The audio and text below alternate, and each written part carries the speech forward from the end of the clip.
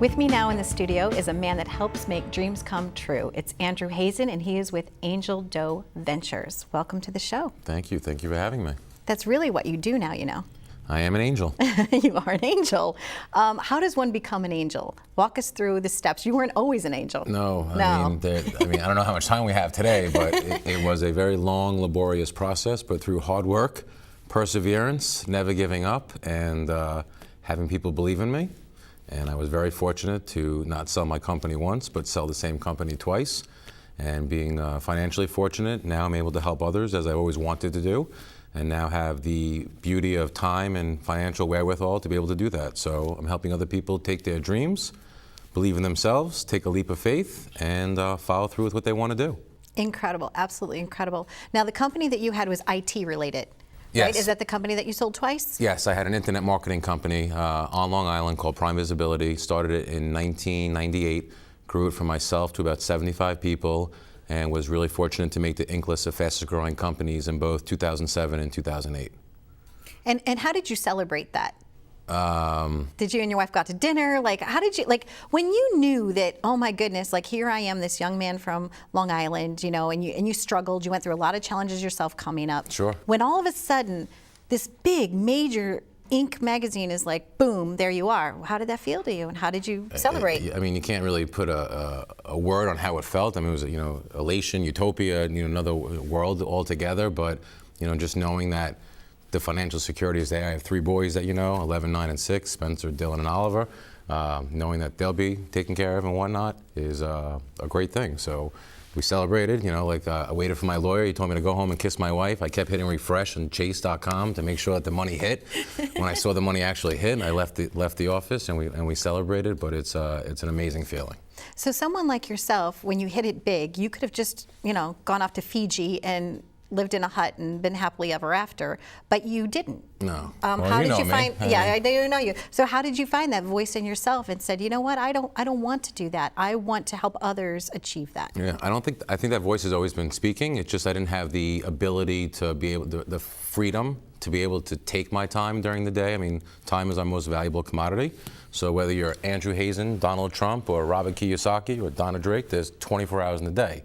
What you make of it is what you're able to reap from that benefit.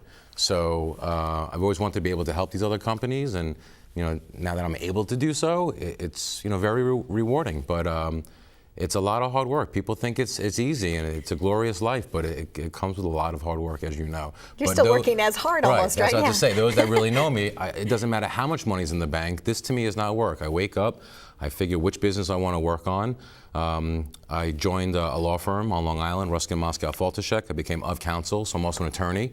Everyone thought I was crazy, that I sold my business, I should be on the beach, and now I'm going to be a lawyer all of a sudden. So I'm working with them in their digital media group and their corporate securities group. And then we launched Angel Doe Ventures, which is like a seed accelerator. So people come to us with ideas. We put money into those people and/or the ideas. We buy the ideas and we develop it. Many of you know that I have this bobblehead business. So yes, they're so cute. Thank you. I make custom bobbleheads through allbobbleheads.com. And this is a business that I've been doing with my father and a couple of other people for a few years, hovering it around at a couple $100,000 in revenue. And when I had the freedom to be away from my job, and I had the ability to focus and bring the right team around me, in less than 15 months, we took the business to almost $4.5 million in revenue from 200,000. So again, it's not me making the heads and going out doing the sales, it's finding the right people. And that's what I try to teach or help people when they're looking for advice, is surround yourself with experts. I am the first one to admit that I don't know what I don't know. I'm a great connector, so you might have something that I can help you sell online or help you market, but when you start talking about margin or EBITDA, I bring in the right people. I do what I do best, and I think everyone else to live it up, should do the same.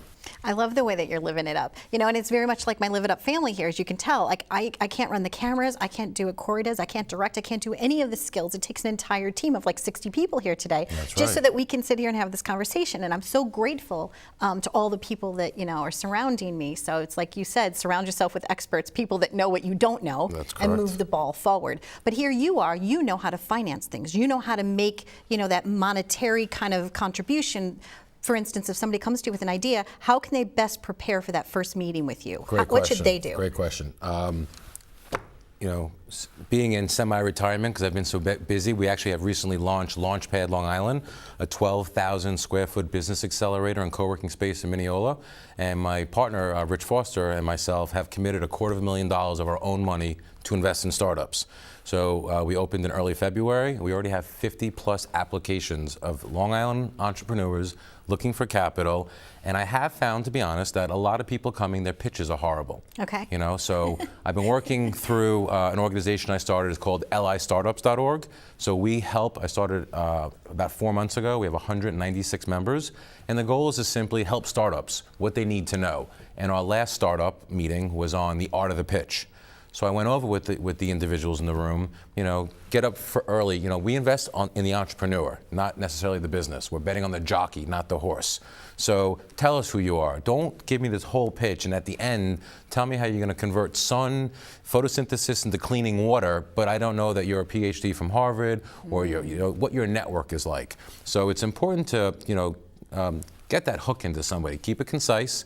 60 seconds, 10 minutes at most, depending on what the setting is, i.e. the elevator pitch. You have a couple of minutes to tell someone your story, and really do your due diligence. You don't have to know all the answers, but you should know what your go-to-market strategy is, what you're going to do with the money. I've had people say, I need $20,000 to get started. Well, what are you going to do with that? I'm going to pay myself. Well, that's not what I want to hear as an investor. No. We had 7 companies pitch us last night. One person said they were looking for $300,000.